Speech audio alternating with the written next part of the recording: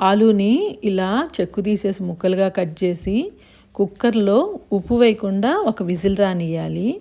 బంగాళదుంపలు ఉడికిన తర్వాత వడపోసుకొని చల్లార్చుకోవాలి. చల్లారిన తర్వాత ఉప్పు కారం వేసి బాగా ఇనిపేసేయాలి. దీంట్లో ఇప్పుడు బియ్యపిండి కలుపుకోండి. బియ్యపిండి కలుపుకుంటే క్రిస్పీగా వస్తాయి. ఉప్పేసి ఉడకపెట్టద్దండి, ఎక్కువ విజిల్స్ కూడా రానియద్దు. మరీ చిమిడిపోతే వాటర్ పీలుస్తాయి. అప్పుడు మనం ఎంత పిండి వేసినా కూడా రౌండ్ షేపు రాదు. ఇప్పుడు చీజ్ని చిన్న చిన్న ముక్కలుగా కట్ చేసి పక్కన పెట్టుకోవాలి. మనం తయారు చేసి పెట్టుకున్న ఈ పిండిలో ఇట్లా చీజ్ బాల్ పెట్టి రౌండ్ చేసేసుకోవాలి. ఇవి చాలా టేస్టీగా ఉంటాయండి. ఇలా బాల్స్ అన్నీ రెడీ అయిన తర్వాత నూనెను కాగపెట్టుకొని దాంట్లో ఇవి వేసి డీప్ ఫ్రై చేయడమే. ఇవి పిల్లలకి ఎంతో టేస్టీగా ఉంటాయి, ఈజీగా కూడా ఉంటాయండి. అంతే, ఎంతో టేస్టీగా ఉంటే చీజ్ బాల్స్ రెడీ.